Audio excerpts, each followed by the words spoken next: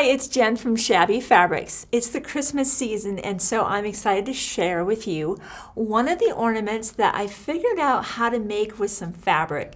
Now, this is not anything I created. This Scandinavian kind of woven ornament has been around for hundreds of years.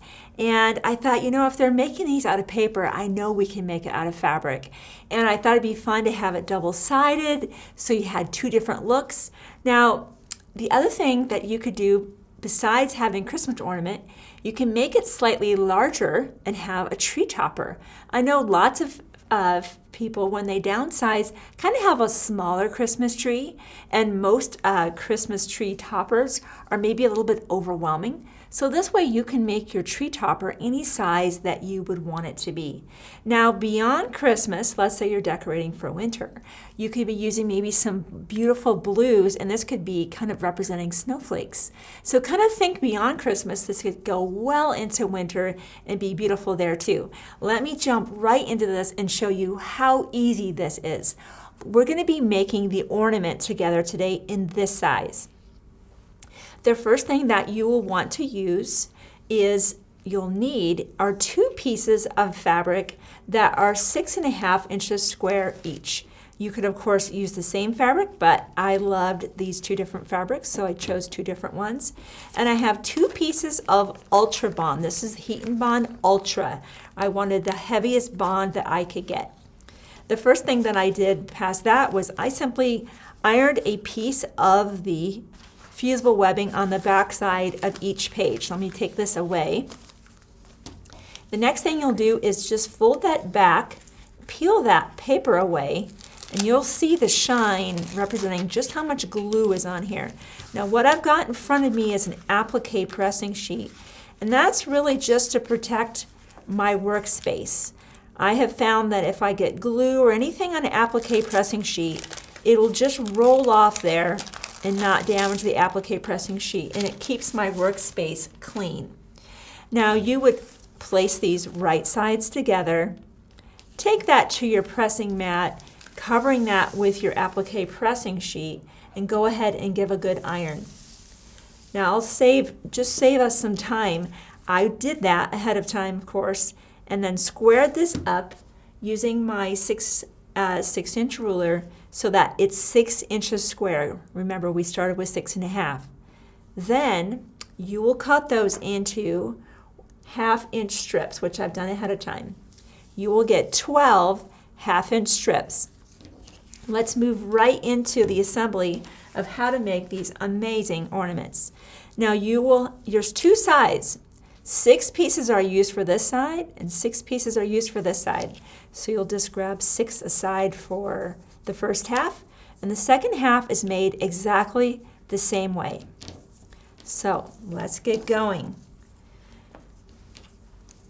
To begin with, we're going to fold 2 of the pieces in half and just do a finger crease. I have a hot glue gun with me. It's just a typical glue gun with an ordinary glue stick, and I'm going to put just a little bit of glue right in that middle section. And I'm going to place that so I'm creating a cross. Now, I can see underneath my crafting mat, but I'm just going to double check. I do want this to be fairly square so I can see how I have 90-degree corners here. That's exactly what I want. Let's take this back up here. Now, you need to move quick because you are working with hot glue. So this piece goes over the top. I'm going to lay the next one right next to that one and this one. I might have grabbed one short. I need one more. Oh, no, I don't. I have there they are. I have 6. I got myself confused. So I'm just lining up the top, and I have about, I would say, under 1/8 of an inch spacing. That spacing is really kind of your discretion, but whatever spacing you choose, go ahead and keep it. Now I'm going to roll that back and put just a little dab of glue right there and bring that back into position. If you get just a little bit of glue, don't worry. You'll be able to kind of just roll that away. It doesn't take very much glue. Okay, that's the beginning. Now this one, I need to weave here. You can see how that I'm kind of making just a basket weave. Again, I'm looking for about that same spacing, making sure my strips are the same, matching up on the ends. I'm going to do the same here.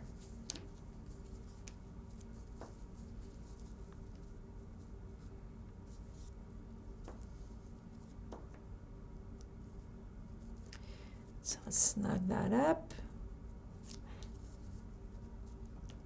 Once you're happy with that, you'll just lift up these little flaps and you're just going to glue.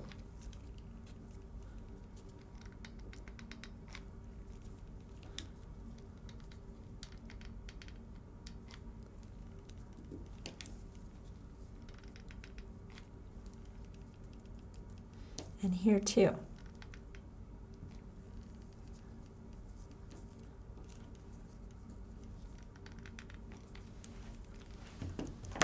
So here's my grid. Great. Okay. Now you're going to turn it so that you have an X. This side here, I'm going to turn. I'm going to place a dab of glue all the way from one to the other versus just a little dab here. I want to make sure when I pivot this that those form a point and they're fully glued all the way across. Because that, as you can see that, you don't really want those flaps rising up. You can always go back and glue them again. I'm going to rotate that. Let's do it again. I'm going to lift this up and turn.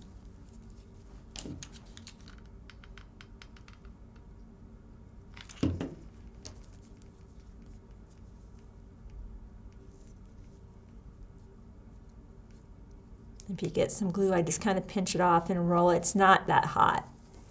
And we'll do it again. And you're doing that on all four,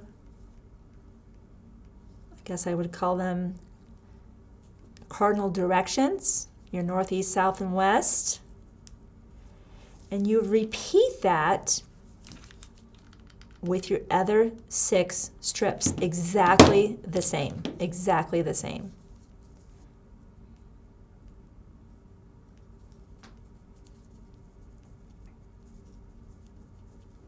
Just like that.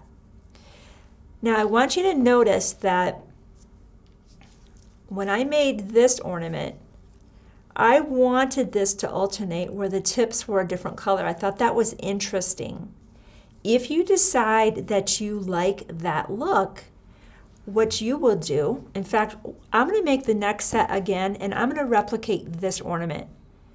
If you like the ornament that has the same on both sides, you're going to replicate this exactly. If you're going to do the ornament like this, we're going to go ahead and build our other grid with the green up.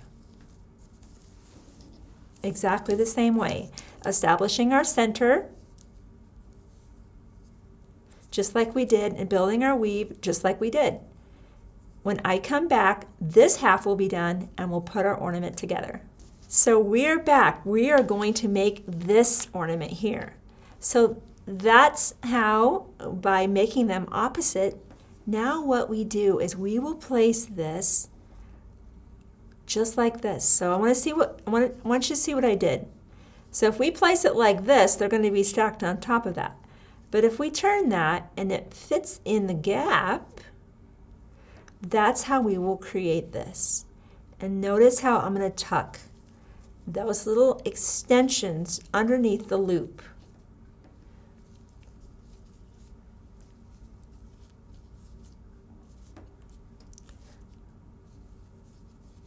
I'm going to start with those 4 first and gluing those down. So I'm going to flip this over and I'll show you what this looks like. I'm going to be adding a dab of glue right here in this kind of delta, this valley. And yes, that is going to be extending. That is normal. Doesn't look right, but I'll take you there here shortly. And same over here.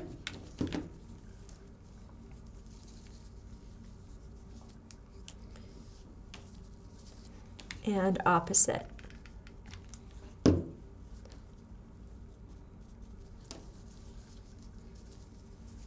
And here.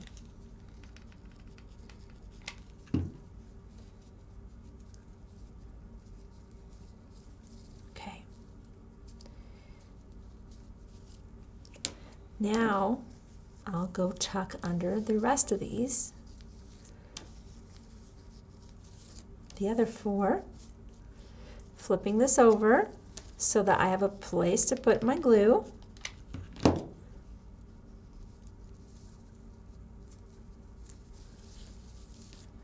And I'm just trying to get that little flap to come straight through, right up through that point.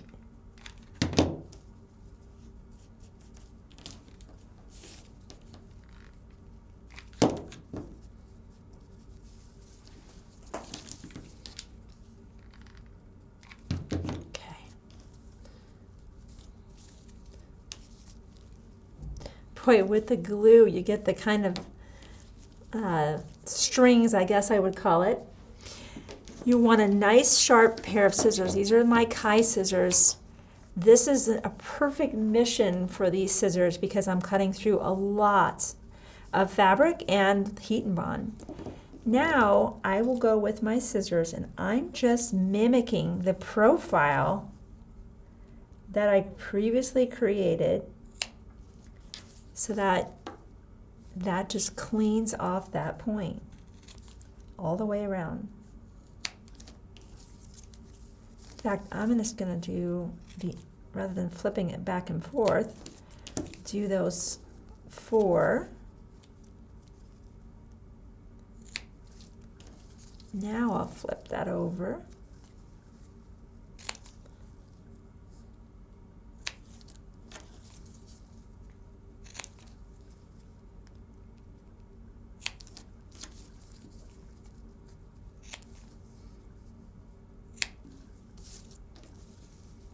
Oh, one more.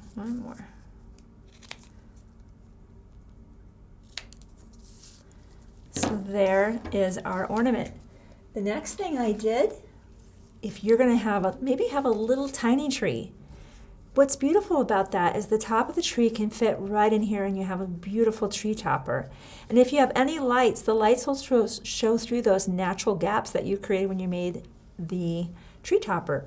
If this is going to be an ornament, I just grabbed a gold piece of ribbon and I threaded it through. Actually, I remember now, I threaded it through like this. If you have a hole punch, a small hole punch strong enough to go through all those layers, that'd be ideal. I did not have a hole punch that I felt was small enough or strong enough to go through there. So I just kind of threaded that through like that, gathered it up at the top, and simply tied a knot to whatever length, figure out what length you want, tie a knot,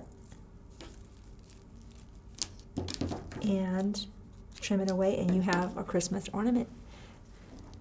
So there you have it. It's a Scandinavian Christmas ornament. So easy, fun to make. Could be a topper, or you could be using those in the wintertime as snowflakes. So I hope you enjoyed today's project. I'll see you next time.